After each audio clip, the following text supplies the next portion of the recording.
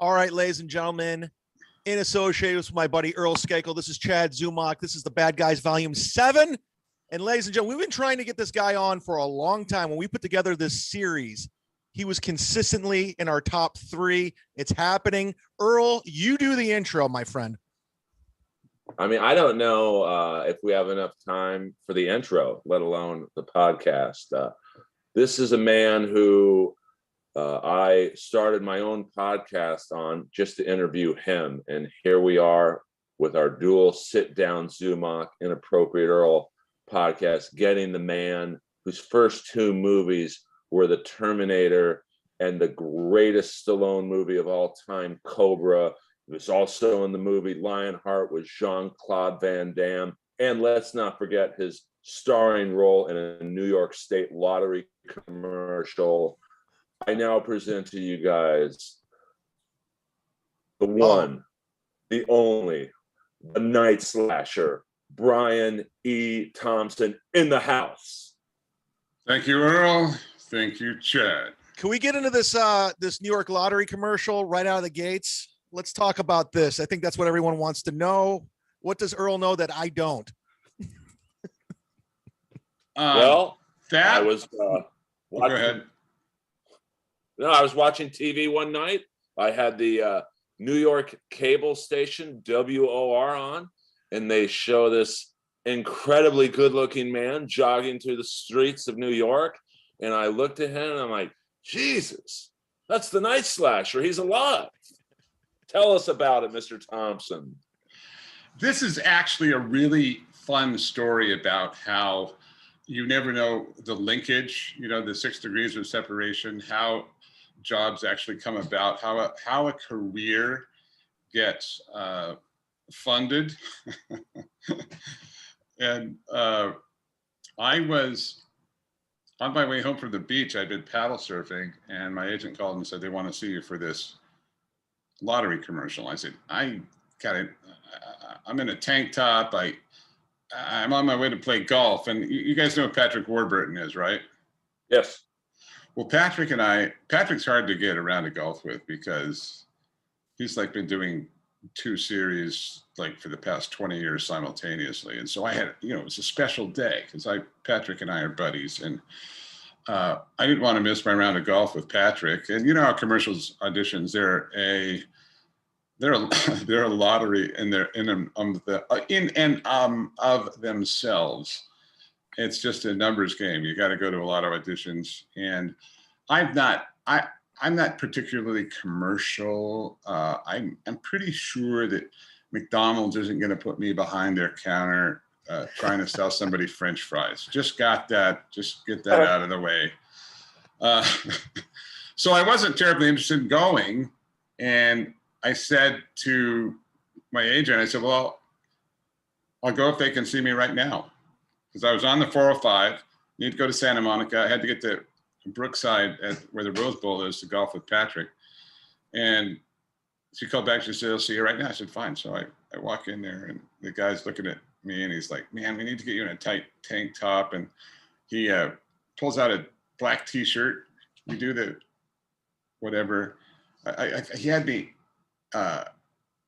had asked me to scream like a little girl. I told him that wasn't something that I'd practiced that much, but I'd give it a shot. So anyway, the next day they called and they offered the job, and they didn't offer very much. And so and they had kind of played their cards. We had learned through the grapevine that they had been searching for this guy for a month, that it worked on Monday. This was a Friday. And that it was the New York Lottery commercial. And I said to my agent, I was like, Leanne, how can the New York lotteries tell us that they don't have any money? This is not, really. I mean, this is like you're talking to the bank themselves. And I said, this is what I want. And she's like, what? They're never going to agree to that. And I'm like, then I'm never going to do the commercial. This isn't a career making move. This is all about, funding a career. And I said, Leanne, be super nice about it.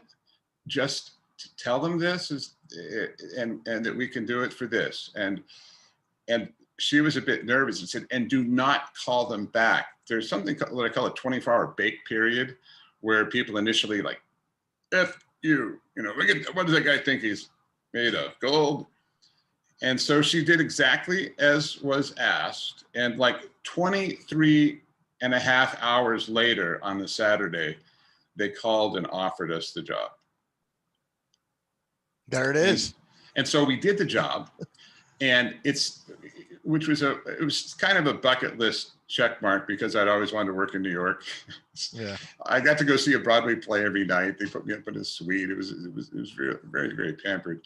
And on the last day, one of the people said to me, I guess you're tired of hearing how you got this job. I'm like, huh?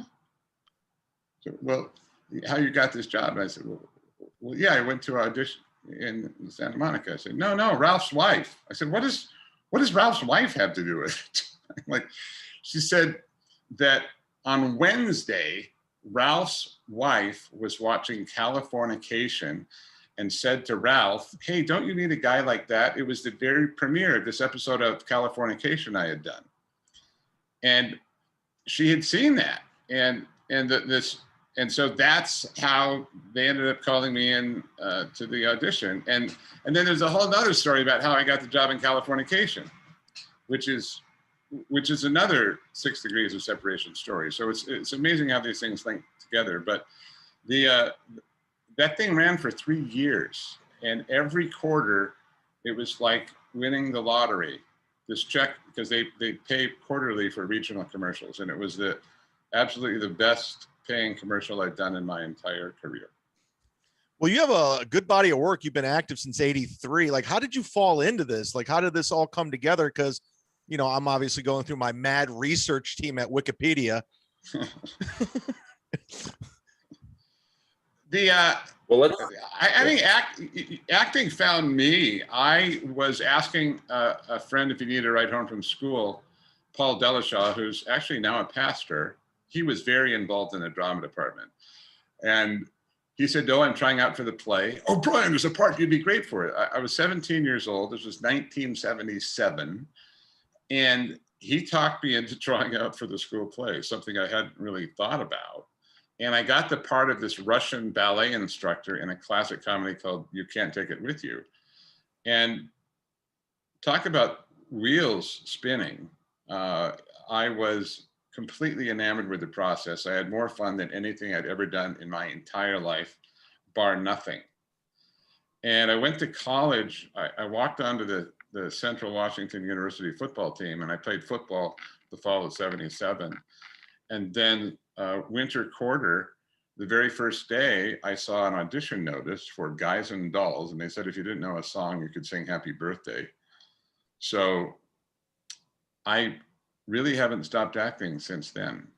I was getting a music degree. I had a scholarship to play the piano, but there was a guy my age who was also a freshman who was in the music major who played the piano, and I knew that if I practiced 8 hours a day for 4 years, that I would never be as good as he was. Guys, there's gifted and then there's wannabes. And so I ended up getting a degree in business, but I never left the drama department. I had plays, and I'd hear a monologue and I liked the text. I would memorize it. It wouldn't leave me alone until I had it memorized. And then I had done a lot of heavy construction work to pay for college in the summers, and that company had offered me a job when I got out of school for starting job with benefits, $50,000 in Portland, Oregon. And it was really romantic work, building docks, bridges, and piers on the Columbia River. I mean, we did amazing stuff, big stuff, gargantuan things. And there was that romantic side of, getting up at the crack of dawn and being in a skiff as the sun comes up, going out to the barge. It's a very manly occupation. And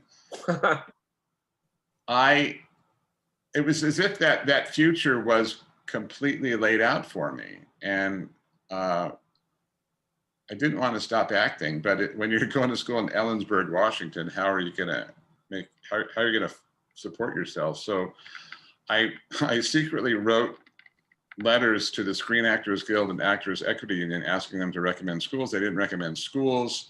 They recommended a book called Acting Professionally by Dr. Robert Cohen, which is still a very excellent book to read on the subject.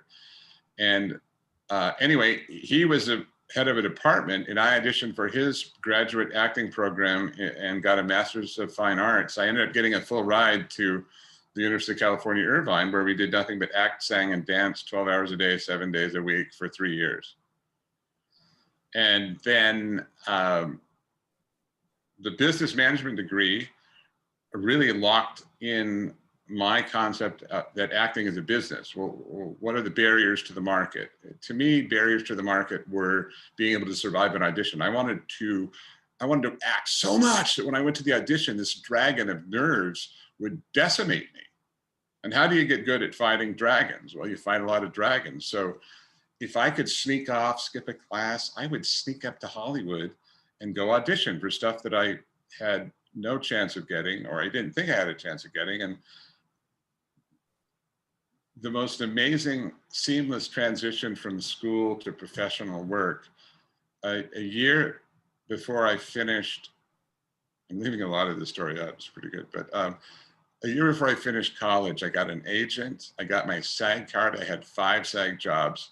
And by the time I graduated, almost to the penny, I had made $50,000 my last year in college, which was the same amount of money you were going to get from the other job. Construction. Yeah. And then a year out of college, I got this audition for this crazy part called The Night Slasher with the #1 box office star in the world at the time, Sylvester Stallone. And it was 6 auditions followed by a 7th audition, which was a screen test. So a year out of college, I was starring opposite the biggest box office draw in the world. He was the first actor to ever be paid $12 million for a movie. That is the short story. Earl, this is your wheelhouse right now. You take it from here, pal.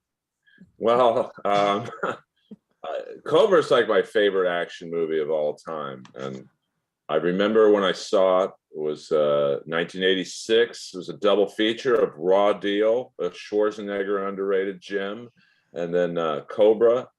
And I just fell in love with you as the bad guy, not knowing the backstory of the movie, that it was the original screenplay for Beverly Hills Cop, and that Stallone was like, well, I'm not very funny, so let's make it more violent.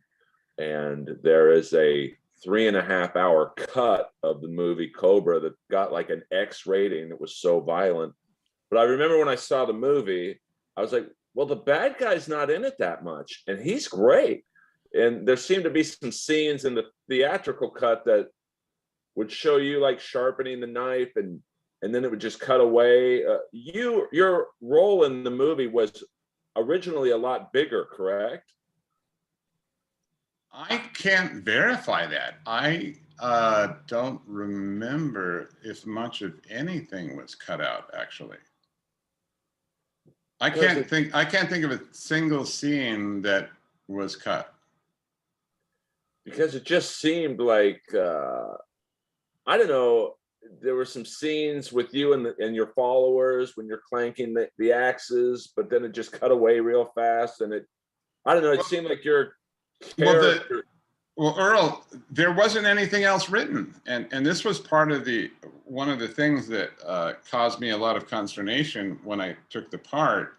And I actually asked for a meeting with Cosmatos and Stallone to discuss exactly what this group of guys were doing. And I vividly remember the dialogue. This is almost verbatim. So I said, what's the goal of the Night Slashers group? And Stallone's like, well, basically these guys are doing, they're doing what Hitler was doing. He was, he's kind of eradicating the people he didn't like. I'm like, yeah, but he was also, collecting their money. It was a systematic machine he built to siphon all of their money into a war effort. And you show us right now, we're indiscriminately walking up to this poor nurse and taking her out in this car, and the nurse has no linkage to any organization or, I mean, there's this line that says you can't stop the new world. Well, what does the new world want? And he's like, I said, well, maybe you could get it. There was nothing. George looks at Sly looks at George. I love how you're poking holes in it. And I'm like, and I said, well, how about if you showed that we had like some index cards that these people were targeted? And Sly says to George, yeah, George, why don't you get him some cards? There, and you've now heard my entire character development discussion with George and Sly. And I really would like to be able, I don't want this to be derogatory, but you know what? When it was my first big film, first big part. And the last thing that George Cosmatos said to me on the set, he walked over to me and he looked up at me. He was very short and he chain smoked. Looked up at me and he says, "You would have been very good if you would have listened to me on this film." And he walked away. That was George Cosmatos saying goodbye. Yeah. Who'd you go up against for the bad guy? You said there was 7. Do you know any other names? I have no idea. Every time I went to an audition, I was there by myself. There wasn't another person there. I know they saw a lot of people, but I have no idea. I think they were looking for a fresh face because there's no baggage. Who is this guy? Where does he come from? Right. You don't associate him with another character. Earl, go from there. Well, I heard that around your 4th audition, you were told that you were too nice to play the bad guy. What did you do to like amp up your, I guess, meanness? Yeah, you seem like I remember Stallone telling me, Brian, you seem like a really nice person. And I defended it by saying that I was an actor and that I'd had enough, evil things happen to me that I certainly have contemplated revenge. And, when you flash on revenge, your brain in an instant can think of an absolutely horrible circumstances that you're never going to fulfill, but the brain flashes on them. It does. So I said that, part of me would enjoy being that violent. And ultimately that wasn't true because I had nightmares after doing that part for a long time. It was not pleasant. And I wouldn't do it again. Not a chance. Wow. It's just not worth it. I mean, you got to think that when you do that, when you play that part, unless you can, I just don't, it's not possible for me to compartmentalize that much, but you're doing everything that actual psychopath does, except have the original kernel of thought that actually makes you do the action. And your body teaches you things that the brain doesn't teach you, but all the senses are that circumstance is the same. You've got the blood on your hands. This poor, beautiful nurse is looking at you like you're the devil incarnate. I mean, she's looking you right in the eyes like you are the most evil, scary thing that she's ever seen. And then, after you're done at the end of the day, you're at home and you've got Dawn dish soap and you're trying to get the blood off your hands because it's got dye in it.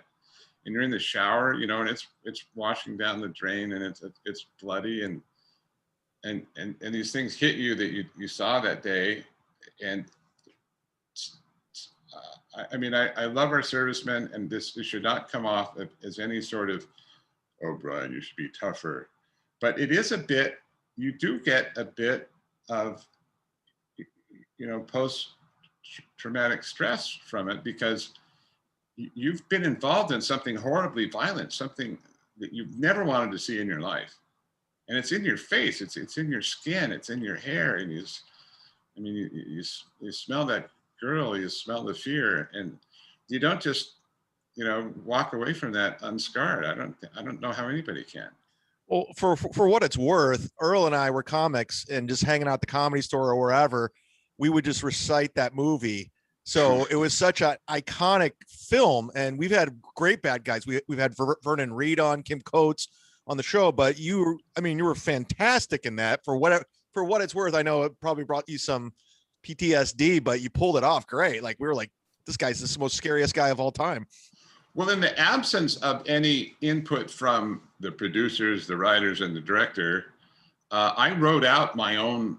The character's name was Abaddon at the time, and I wrote out a thing that I called Abaddon's Credo about what he was doing and what he wanted the new world to be. I had a whole. Basically, it was the Night Slasher's mission statement.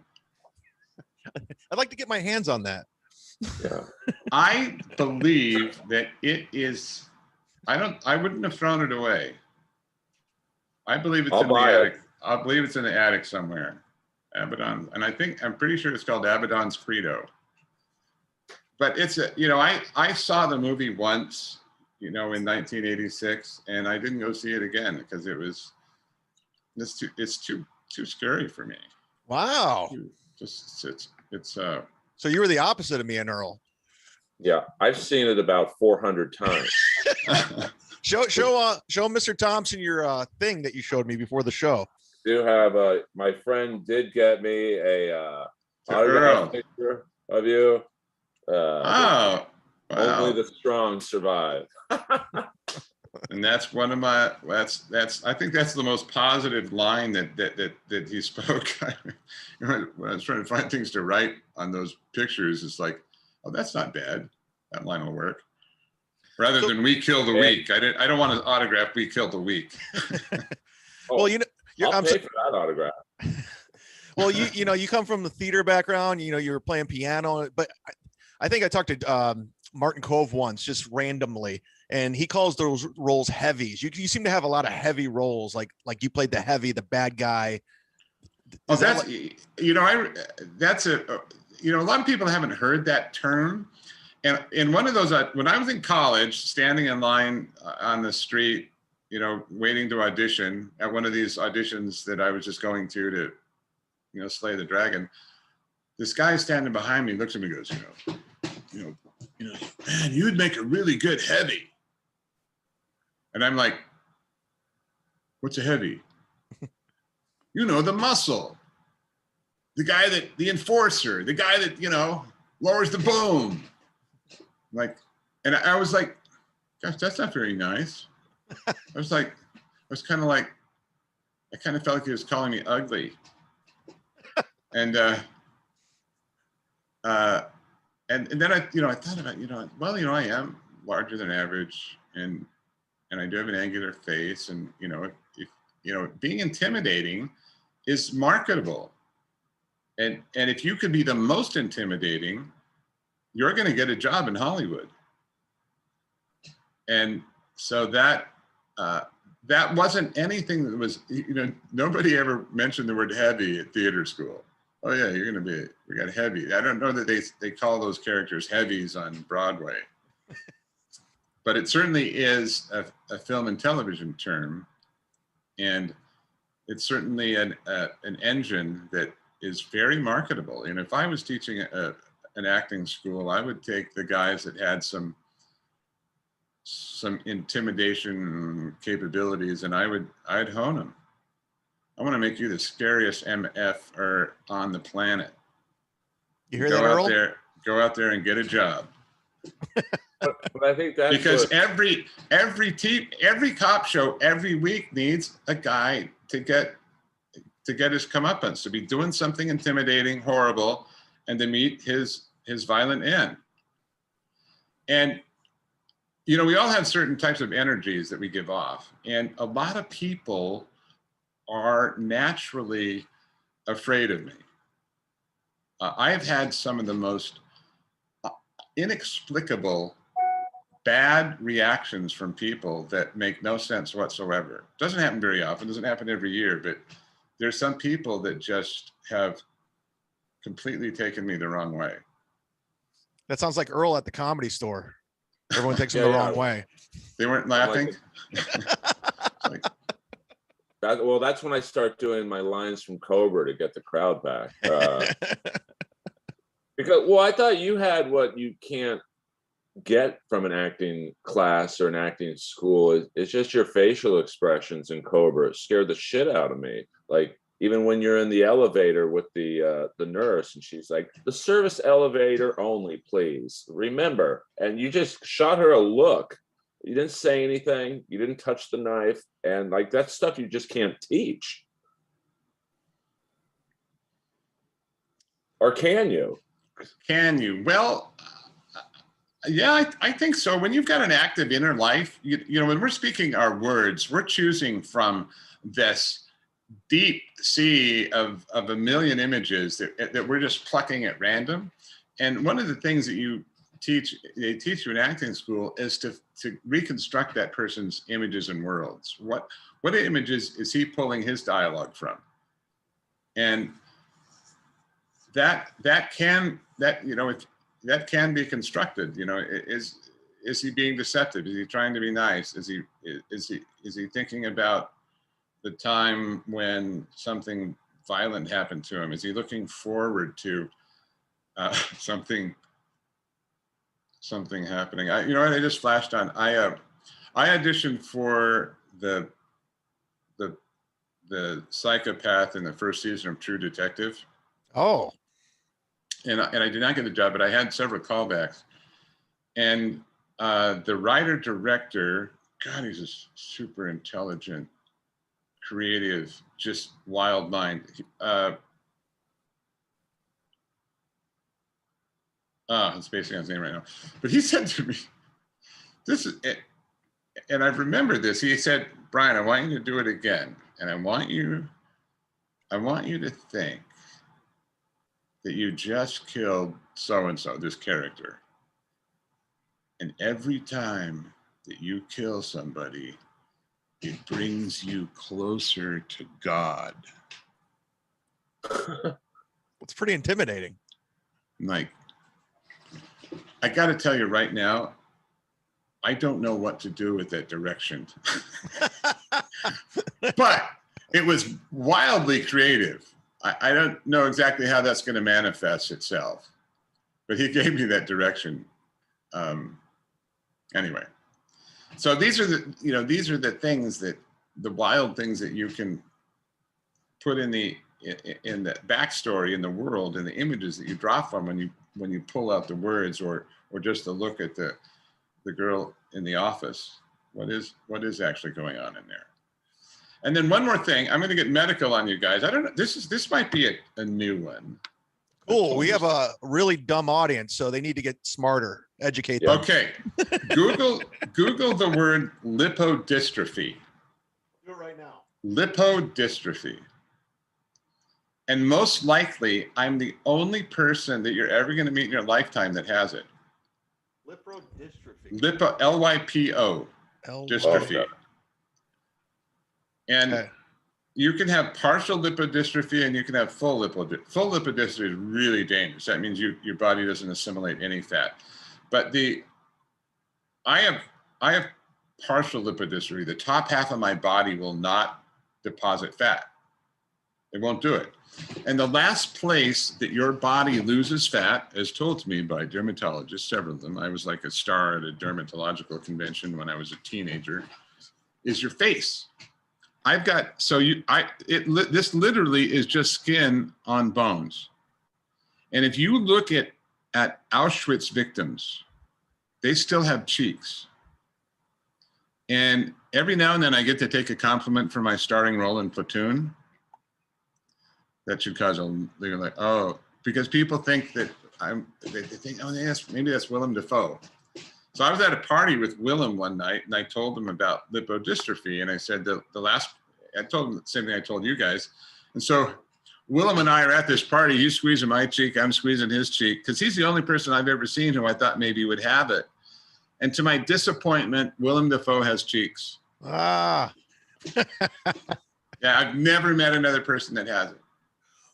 Well, let me ask you. So when you know, look here, let's do a close up here. Look, Brian's going to smile.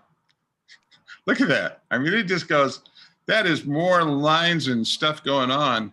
I had to, a lot of the early directors asked me to, to tone it down, to be, like you're simple. acting?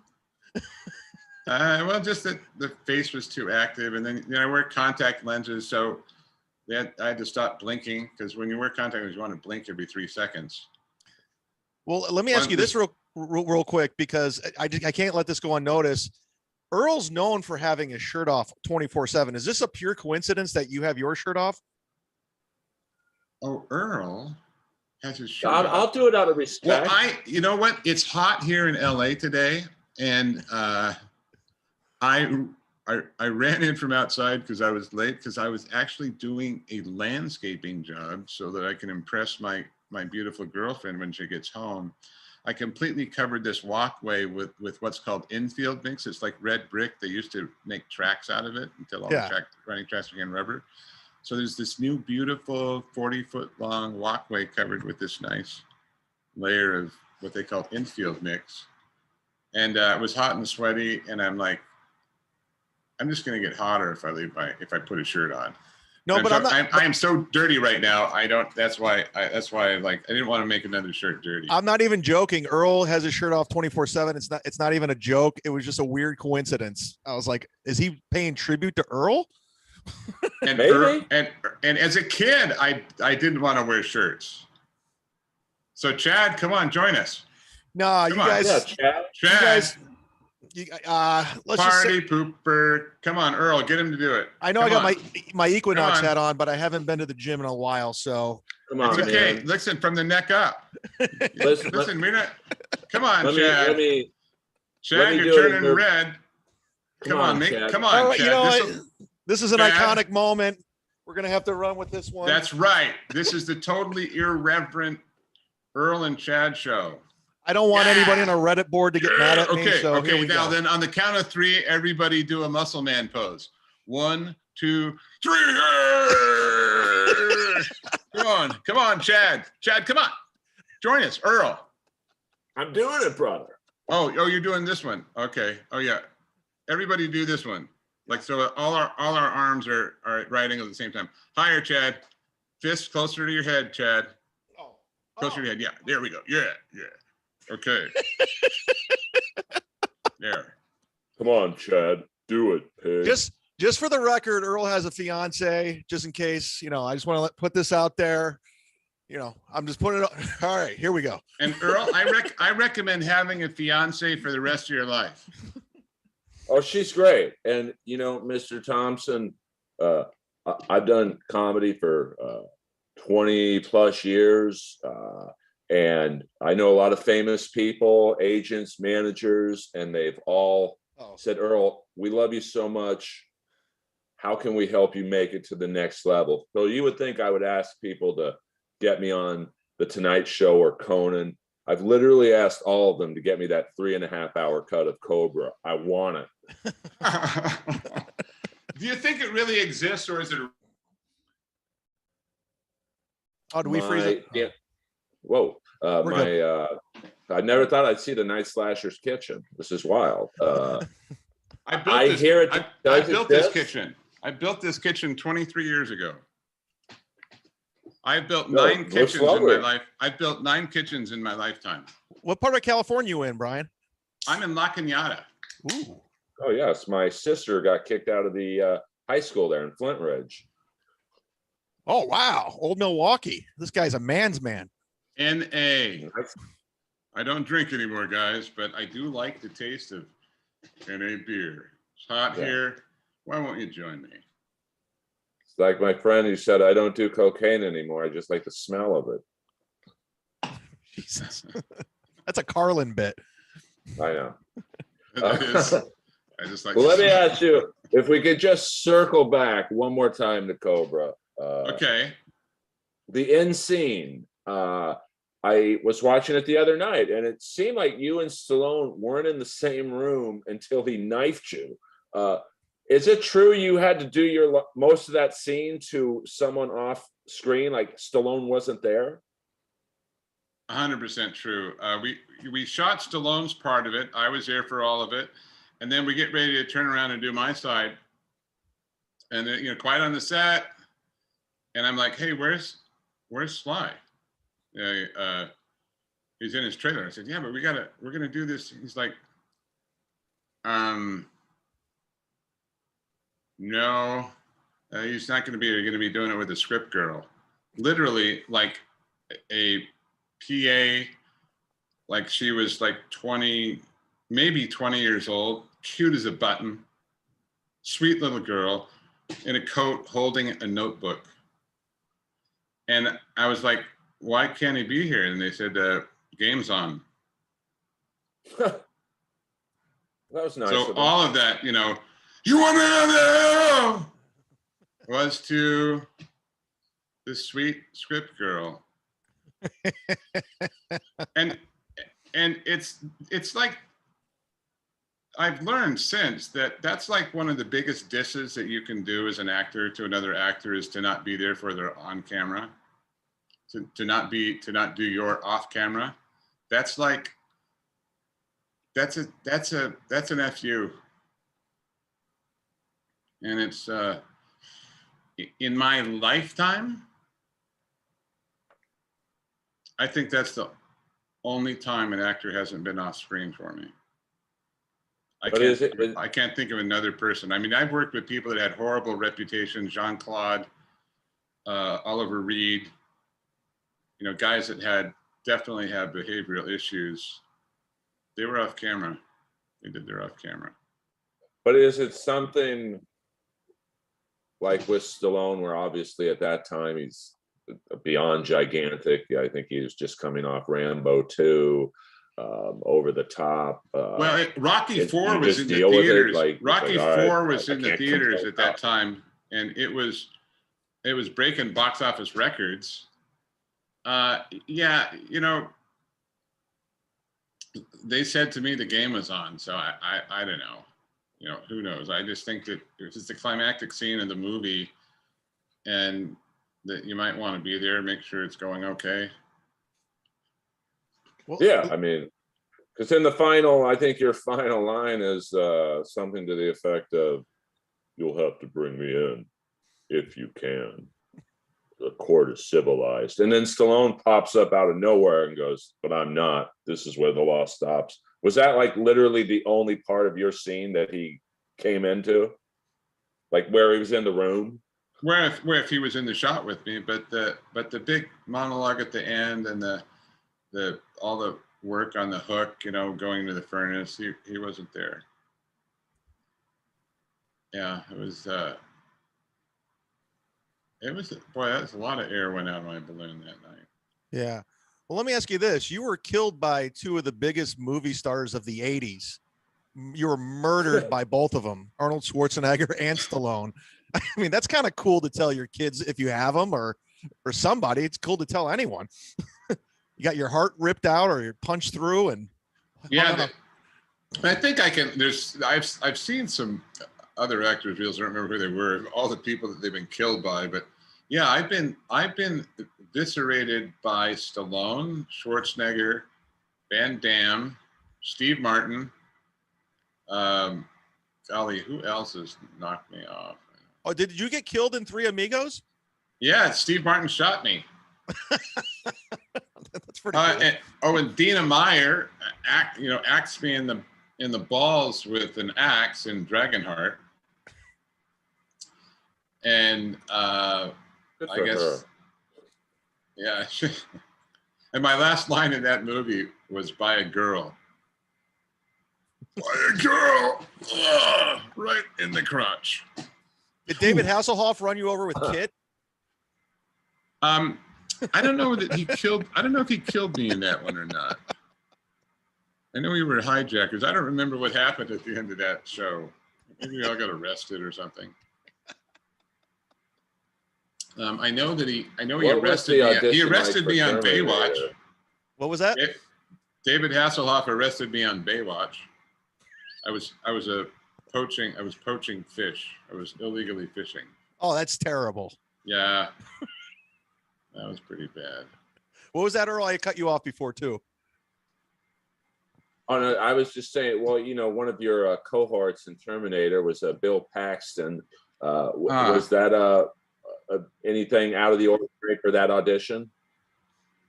It was one audition. I love the memory of that audition because nobody knew who Gale Ann Hurd or Jim Cameron were. They were both 29 years old. That's crazy. It was in a office that was big enough to hold a folding picnic table and a couple chairs behind it and maybe a little space in front of it. I mean, to this day, I believe it's the tiniest room I've ever auditioned in. And I auditioned and Jim Cameron said, I believe that. They asked me a few questions about what I was doing. We talked about school a bit and I left and then I got offered the job. And then I don't think anybody on the set understood what was in Jim's mind, what this movie was going to be. And myself included, because you just can't see that steel armature thing happening at the end. You don't. I mean, who knew that they were going to pull out? That was a revolutionary visual effects. And I remember somebody saying that the movie came out, and somebody says, "Hey, the movie's pretty good."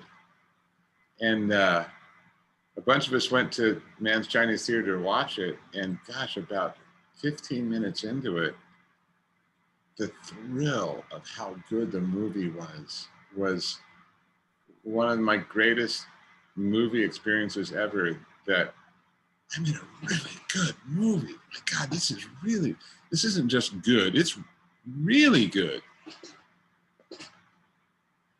That's awesome. Well, it had such a charm to it. Like, you could tell the budget wasn't gigantic. Most of the movie was filmed at night.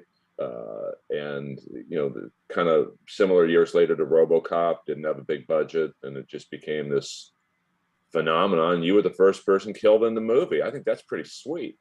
The first termination. Yeah. Yes. And I was still in school.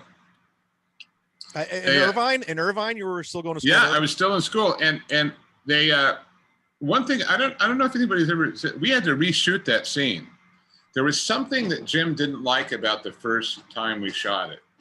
I think maybe he didn't like the background, or but we had shot it at a different place at the Griffith Observatory, and that's where it was. Okay. Yeah, Griffith Observatory, and we'd shot it a different part of it on a different night, and it was two weeks, maybe a month later, to say, hey, they're going to reshoot that scene, and they gave me a call. Well, I was at school in a 3.5-hour Shakespeare play, Coriolanus, and I had a tiny part, and I had found another actor who would go on for me, and the director wouldn't let him go on for me. The director wouldn't go on. He said that if I left and didn't go on, that he'd kick me out of school. Wow. And I'm telling you, this is a tiny part in a college production, that they would eject me from school. So my call time was 9 p.m. I told the AD the situation, and they said, well, Brian, we've got somebody here who can fill in for you if you can't make it. And the director wouldn't even let me out of the curtain call. And I'm telling you, I had 17 lines. It was one of the banes of what they have at college, is that if you audition for a play, you have to take any part they offer you. You have to and take it. You know, I'm a graduate student, and I've got 17 lines in a Shakespeare play, playing 3 different parts that they've cobbled together. And, you know, it was almost evil to be cast in that smaller parts. I mean, in my 3rd year, and Anyway, I ran off stage after the curtain call. I had parked my car in the loading dock of the theater. I was driving 104 miles an hour on I-5. Jesus. I did not want to lose this job. And I get up to Griffith Observatory, driving past the Greek Theater. And I get up there. Where's the AD? I'm here. It's like, oh, Brian, we're not going to get to you for hours. and literally, they ran out of daylight, and they built a complete tent around us. And the last shot of the movie was my face laying in the blood on the pavement, because after you get really bloody, they have to do a redress. They got to clean you up. So that was the very last shot, and I'm laying on the pavement, and Jim Cameron yells, print it. Somebody yells, that's a wrap, and they yank the tent open from around us, and just brilliant, bright sunlight just nailing you. Just, oh, wow, golly. And the sun's up over Los Angeles. You're up on top of that mountain. And everybody just disappeared like rats. They had all packed up. And I'm covered with blood. The blood had run down my pants because they had done that move with him pulling his fistful of blood. Yeah. And I'm like, could I get a towel? And it just disappeared, and I just kind of walked back to my trailer trying to figure out how to get this sticky red Cairo syrup from my nether regions. Yeah. And it was just this, welcome to Hollywood, kid.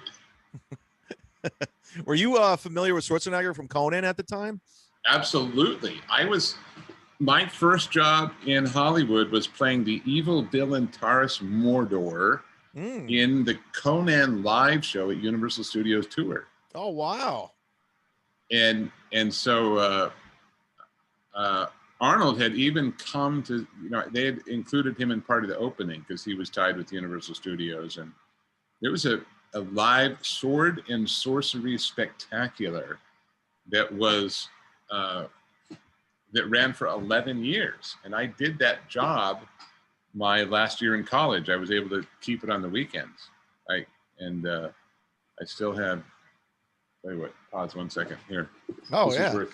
Okay, I'm coming right back. No, yeah, take your time. It's a podcast. Beautiful. This is the first shirtless podcast ever in the history of podcasting. You're here with Brian E. Thompson, the night slasher from Cobra, first person killed in Terminator. He ordered Chad to take his shirt off. Oh, holy! Oh, they're actual swords. These are the swords from the Conan live show. Oh, wow. I still have them. And they've survived. They make a great, don't they make a great, does that sound come through okay? Yeah. Yeah. It sounds like the Knights. Do you have the knife from Cobra? So yes, I'm familiar with Conan and Mr. Schwarzenegger. Earl, you had a question on Lionheart, right? I did, because, and it's kind of a double question. I would want to get into the film a little bit, but when I saw Lionheart, I remember as soon as you came on the screen, I was like, oh, that's the bad guy from Cobra. Do you find after Cobra, whenever you would audition, you kind of, because, it was such an iconic role that as soon as you walked in, it was like, oh, that's the guy from Cobra. Did that hurt you or help you after the movie? It certainly helped me getting jobs in, kind of the B and C level action adventure movies. I think that ultimately, I don't think a lot of people in Hollywood saw Cobra. People in the industry, I find that a lot of them are not, action adventure bound. And so, the larger projects, they had no idea about the movie Cobra. But I would say that the movie buffs, the people that are, really watch a lot of movies, have seen it. it certainly helped. Like I got a 3-picture deal with Transworld Entertainment after Cobra came out, and it certainly promoted action adventure filmmaking. But I remember I replaced Chuck Connors on that series Werewolf, and the producers I remember that they hadn't seen the movie at all. They just, all they knew of was that I was in a movie with Stallone. And then with Lionheart, I get the same feeling when I watch that as I did Cobra. It's like, God, I wish he was in it more. Any interesting? No, I really, because you were so good. Like you were more in a suit in that movie with I guess the blonde lady was the bad guy in the movie, but you were more her sidekick, I guess you'd say. But like, I wanted you to be in it more, man. Any wacky stories from Lionheart? Do I have any wacky stories? Well, how you get these jobs are interesting. When I was in college, I was really in the graduate program. We were always looking for new material to do ourselves, so we were reading all the time, and I got involved in reading a ton of books about Vietnam that I had just escaped that by like 2 years, and that people had to go through that. It was just, I remember reading Dispatches and a book called Nam, and then in Dramalog, that was a paper that at the time you could read about, and that's where I found out where the open auditions were, and there was a blurb in there for jobs that said that these 2 Vietnam veterans were going to make a short movie about Vietnam. And so I sent them my picture and resume, and I ended up in their short movie. Well, that was Sheldon Lettich. Sheldon Lettich wrote and directed Lionheart, along as well as Bloodsport, Double Impact, several of the Van Damme movies. So Sheldon gave me that job without auditioning because I had done his short film for him. Not bad. And I mean, your resume is so interesting. You've done, of course, a lot of action stuff, but you're also in iconic TV shows like The X-Files and Star Trek. Don't forget Hardcastle McCormick. One of my favorite shows as a child. That was one of the jobs I had when I was in graduate school. And luckily, that's kind of funny. You're talking about timing. This is a quick one. I'm in Reuben Cannon's office for a general interview. When you're young and first to Hollywood, casting directors will meet you because you don't really have any film on you. So I was at a general interview at Reuben Cannon's office, and the phone rings, and it's his assistant saying, "Hey, the costumer really wants to talk to you." And what I realized, so he takes the phone to the costumer, and they said, the customer called and said, "Yeah, who's playing the part of this cop in scene, 47?" And he's like, "Oh yeah, scene 47." And I see him like frantically going through the script. And he's like, "Oh yeah, the cop on 47." Puts the phone on hold. He says, "Brian, what are you doing tomorrow?" I said, could you play a cop? Could you play a cop? And like, yeah. He goes, "What are your sizes?" It's like, "You're 6'2". Okay, blah, blah, blah. Yeah, he goes, he gets back on the phone with the costumer. He says, "Yes, part's being played by Brian Thompson. He's 6'2", gives him all the sizes right there." What happens in these really small parts, all I did was arrest Brian Keith. I opened the door and I said, "Freeze." That was the whole part. And when the casting director, you had to break all the parts down manually by hand back then. It would be super easy if all there was this much of the script to miss a character, and Reuben had missed it. And I was in his office when the call came from the costumer looking for the part, and I got to cover Reuben Cannon's butt because they never knew that he forgot to cast it. That's funny how Hollywood works. You get all the weird roles. We're almost about to wrap this thing up. Earl, what were some parting questions? This is your idol. I don't want you to walk away like feeling like you lost something. So what do you got? Well, first of all, I've lost nothing but gained respect for Mr. Thompson. And I just, from the bottom of my heart, want to say thank you. But I always like to ask a actor of your longevity in your career, where you've been in hundreds of things, was there one role that you auditioned for, like the role that got away?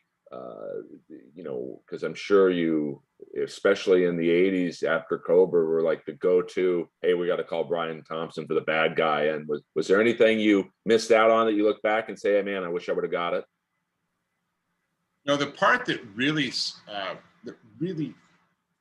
like lit me up and spun my imagination, I got the part of sheriff, the Zen Buddhist sheriff of Key West, Florida, in a TV show called Key West.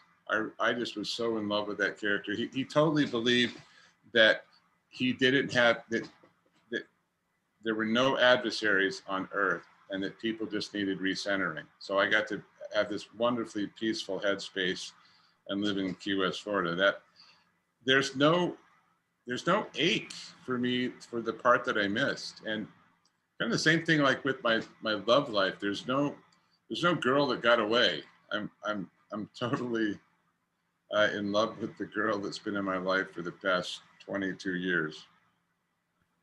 So no, there isn't one that got away. My goal in the MFA program at Irvine was to make a living as an actor.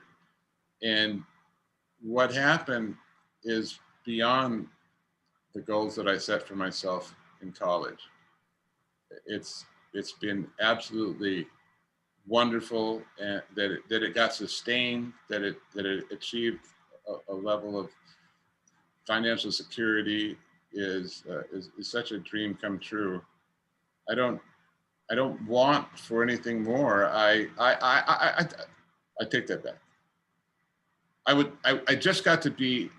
I've got to audition for maybe 4 A-list movies in my entire career. Like I talked to acting classes and I asked them, how many movies do you think I've auditioned for that were nominated for an Oscar? And the answer is 0, because you can't get the audition.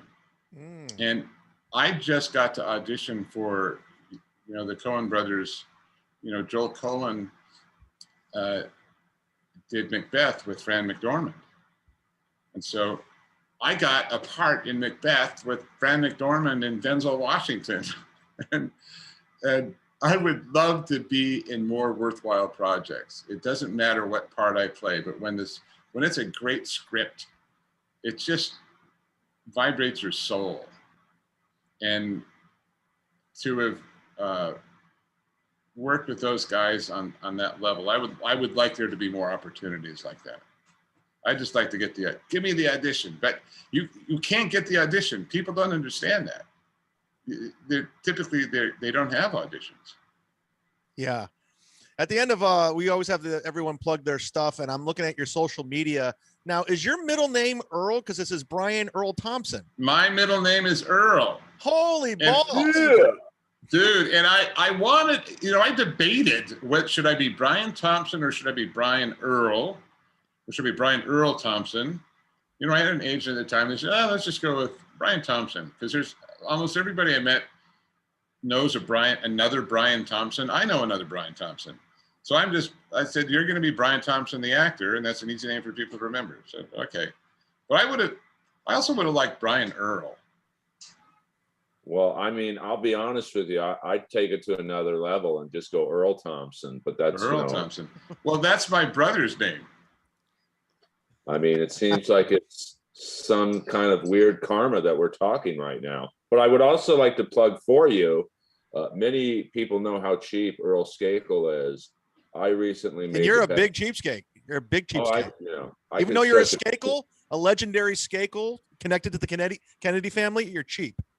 I could stretch a penny into $1, but I spent $109 recently on the greatest investment a man can, and that's a cameo by Brian E. Thompson. And let me just say, you delivered, brother. Hey, thank you. I love doing those cameos, and I'll put a plug in for that, because every penny that people throw my way from those cameos goes to my 4 favorite charities: St. Jude's, Operation of Hope, Operation Next, and Best Buddies. And Milwaukee's best. And well, that just keeps me in a kind of a low-cal fun drink. I'm messing around.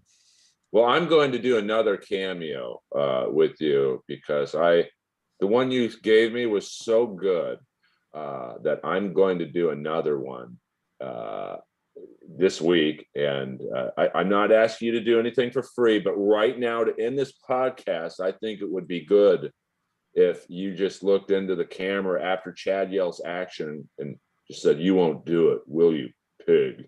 I'd be in heaven. I swear another cameo for me is coming. But he brought up nightmares. I can do that, and I can absolutely do that. And just so you guys know, and I've told this before, Stallone completely directed where to put the lights, what kind of light he wanted, where the camera, on what lens for the word pig, and told me how to hold the water in my mouth. He said, we're gonna be backlit. That thing's gonna spray. It's gonna be.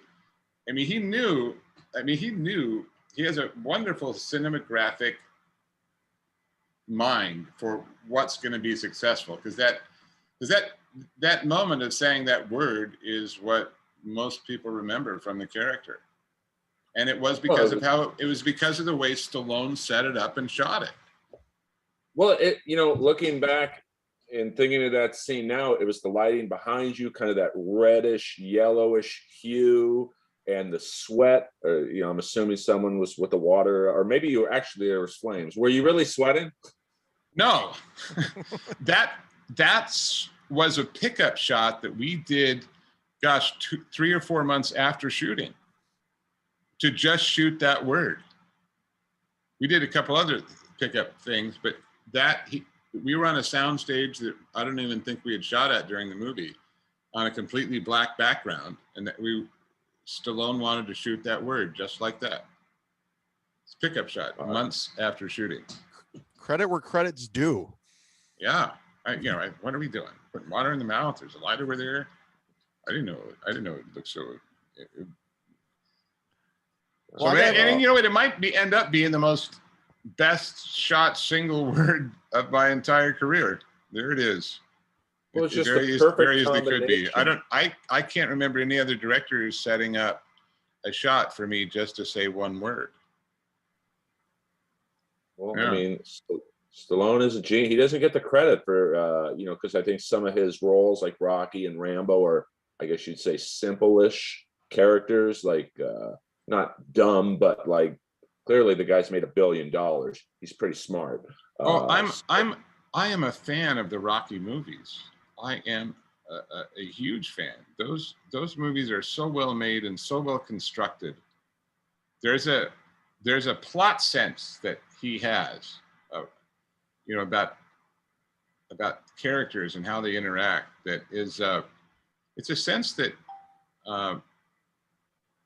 he's a bit gifted in that area, without a doubt. All right. Well, I could talk to you for all day. Before we do your end line from Cobra, I just want to say thank you for taking the time to do this with us. And Earl, what Chad, do you want to yell out? What are your plugs? Your TV show on HBO Max, Jellies? What else you got? I'm on the cartoon The Jellies on HBO Max, and I'm dying up here on Showtime. Roast battle on some show, some network with the word comedy in it. But this isn't about me. This is about the great night slasher. So we're in the warehouse. Stallone's looking for you. Earl, who directed Cobra? I want to play that guy. Who directed it? Well, I want to say my friend John Hertzfeld had something to do with the producing of that film. He was Cho. He didn't have a line in the movie, but a little nepotism going on. But welcome to the business. All right, Chad, you're the director. Here we are in the warehouse. Stallone's looking for you, and go. Action.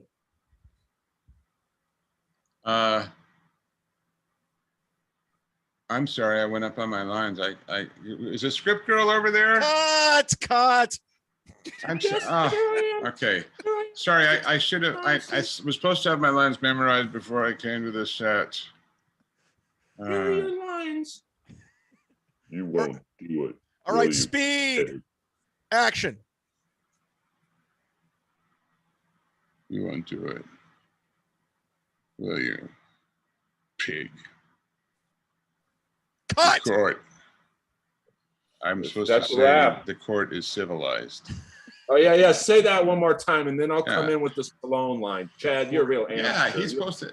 Yeah. Sorry, I didn't read the script. So I'll do the Stallone part.